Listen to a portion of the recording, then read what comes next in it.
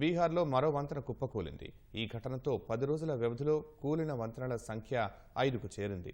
తాజాగా మధుబని జిల్లాలోని భేజా police station పరిధిలో తాజాగా మరో వంతెన కూలింది. ఇది నేపాల్ సరిహద్దుకు సమీపంలో ఉందని తెలుస్తోంది. 75 మీటర్ల పొడవైన వంతెన కూలగా గ్రామీణాభివృద్ధి విభాగం అధికారులు దీనిపై స్పందించలేదు. అయితే కొన్ని రోజుల క్రితం ఒక పిల్లర్ కొట్టుకుపోయినట్లు సంబంధిత వర్గాలు ధృవీకరించాయి.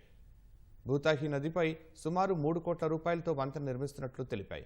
ఈ ఘటనపై విచారణ జరిపి నివేదికను సమర్పించాలని జిల్లా యంత్రాంగాన్ని కోరామని సంబంధిత వర్గాలు పేర్కొన్నాయి. బీహార్లో మరో వంతెన కూలడంపై ఆర్జేడీ నేత తేజస్వి యాదవ్ ఎక్స్ వేదికగా నితీష్ కుమార్ సర్కార్పై విమర్శలు గుప్పించారు. వంతెన ఎందుకు కూలిందో ఊహించాలని నెటిజన్లను తేజస్వి ప్రశ్నించారు. బీహార్లో ఇంతకు ముందు ఆరారియా, సివాన్, తూర్పు చంపారన్, కిషన్గంజ్ల్లో వంతెనలు కూలాయి.